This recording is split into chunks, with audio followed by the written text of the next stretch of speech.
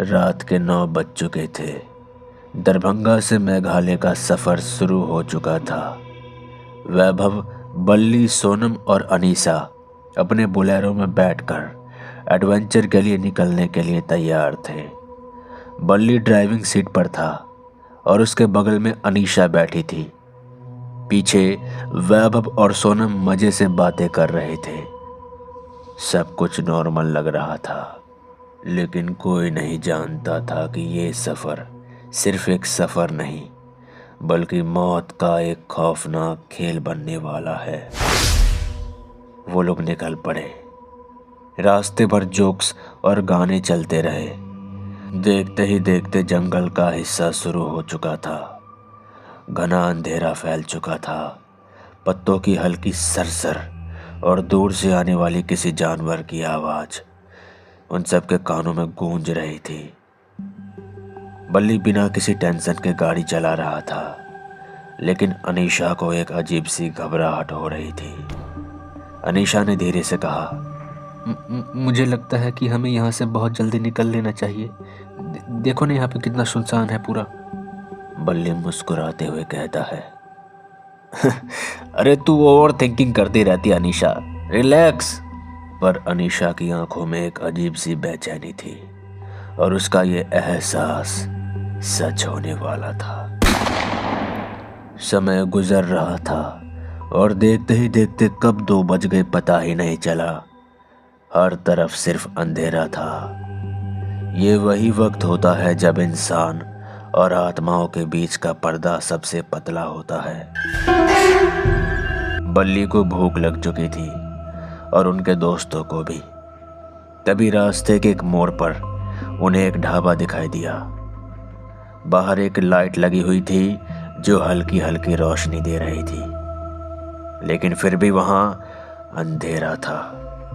चहल पहल देखकर बल्ली कहता है, चलो गाइस चलते हैं आराम से, अरे गपागप खाएंगे। जिसके बाद वो सब गाड़ी से उतर जाते हैं और ढाबे की तरफ बढ़ने लगते हैं।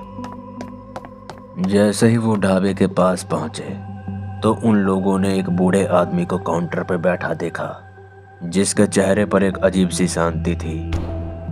खैर, जैसे ही उन्होंने खाना ऑर्डर किया, सोनम ने आसपास देखा और उसका चेहरा एकदम पीला पड़ गया।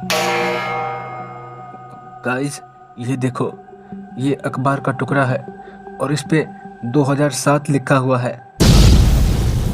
ये देखते ही एक करंट उन सब के शरीर में दौड़ पड़ा। जिसके बाद वो लोग बूढ़े आदमी की तरफ देखते हैं तो वो वही था, लेकिन ये चारों दोस्तों को अभी नहीं पता था कि उनके साथ आगे क्या होने वाला है। वो लोग बहुत बड़े खतरों से अनजान थे। तभी एक आवाज आती है, खाना तैयार है साहब जी, ये लो, खा लो, और ये खाना आपको जिंदगी भर याद रहेगा। ये सब सुनते ही वो लोग काफी हैरान हो गए, लेकिन उन सबको भूख लगी थी तो उतना ध्यान नहीं दिया। जिसके बाद वैभव ने आगे बढ़कर प्लेट उठा ली, पर जैसे ही उसने खाना देखा तो उसके होश उड़ गए। दरअसल खाने के अंदर सड़े हुए कीड़े रेंग रहे थे। सबके चेहरे पर घबराहट छा चुकी थी।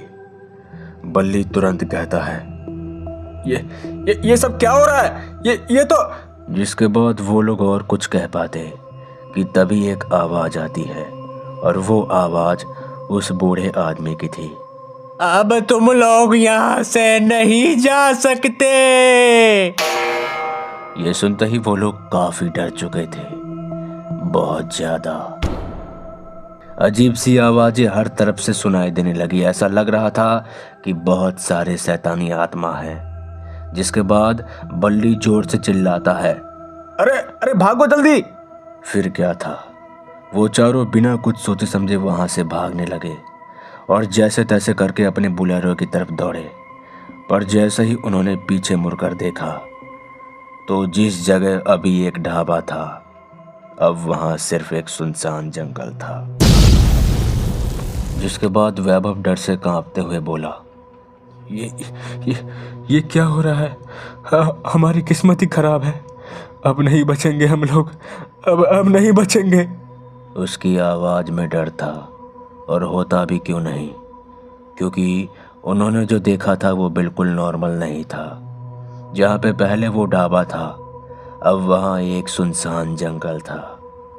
हर तरफ एक भयानक ठंडक थी, जैसे कुछ खौफनाक चीज़ उनके आसपास घूम रही हो। फिर जैसे ही बल्ली गाड़ी स्टार्ट करता है तो गाड़ी स्टार्ट ही नहीं हो रही थी। ये सब देखकर वो चारों काफ़ी ज़्यादा डर चुके थे, काफ़ी ज़्यादा। जिसके बाद बल्ली हिम्मत करते हुए कहता है, हमें हमें यहाँ से जल्दी निकलना होगा, नहीं तो हमारी मौत निश्चित है।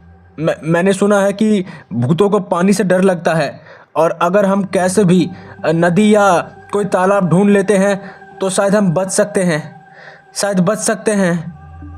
जिसके बाद वो लोग गाड़ी से उतरकर जंगल की तरफ भागना शुरू कर देते हैं। वो लोग अभी भाग ही रहे थे कि उन्हें उसी ढाबे वाली बुड्ढे की जोर जोर से आवाज़ सुनाई देने लगी, और वो आवाज़ बहुत ज़्यादा खौफनाक थी, और वो आवाज़ पूरे जंगल में गूंज रही थी। बल्ली ने उन्हें हिम्मत देते हुए कहा, नहीं, हम अभी नहीं रुकने वाले। चलो चलो जल्दी से भागो, किस्मत रही तो नदी मिल जाएगी। जैसे जैसे वो आगे बढ़ते जा रहे थे, वो शैतानी आवाज़ें और तेज होती जा रही थी। उनको लग रहा था कि बहुत सारी शैतानी आत्माएं उनके पीछे है, लेकिन जब भी वो पीछे मुड़कर देखते हैं तो कुछ दिखाई नहीं देता है। वो चारों काफ़ी समय से भाग रहे थे, और तब उनकी किस्मत बहुत ज़्यादा अच्छी हो गई, क्योंकि उन्हें नदी दिख गया था। जिसके बाद जैसे ही वो नदी के पास पहुँचे, उन्होंने देखा कि उसके आसपास सब कुछ शांत हो गया। अब वो आवाज़ें नहीं आ रही थी। एक पल के लिए उन सब के अंदर जान में जान आ गई। फिर वैभव कहता है, ये सच है? अगर ये सच है तो हम यहीं रुकते हैं। अनीशा कहती है, पर हम अभी नहीं रुक सकते, हमें यहाँ से निकलना ही होगा, नहीं तो कुछ भी हो सकता है। फिर उन दोनों की बातें पर बल्ली कहता है, नहीं, हम यहाँ नहीं रुक सकते, शायद नदी के साइड साइड चलते हैं, हो सकता है कि कोई गांव या आसपास कुछ मिल जाए। और वैसा ही हुआ। वो चारों लोग नदी के पास चलना शुरू कर देते हैं, और कुछ देर चलने के बाद एक छोटा सा गांव दिखाई देता है। चारों की आंखों में खुशी की चमक थी। उन्हें लग गया था कि अब वो सेफ हैं। जिसके बाद वो चारों थके प्यासे गांव के कुछ लोगों से मिलते हैं और उन्हें पूरी बातें बता देते हैं। जिसके बाद गांव वाले बताते हैं कि वो लोग बहुत ज़्यादा किस्मत वाले हैं। अक्सर यहाँ पर ऐसी घटनाएं होती रहती है, लेकिन कोई बच नहीं पाता, और उन भूतों को पानी से बहुत ज़्यादा डर लगता है।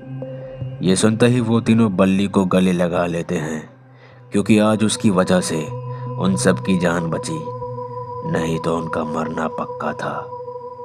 तो दोस्तों, मिलते हैं ऐसे ही खौफनाक कहानी के साथ। तब तक के लिए जय श्री राम।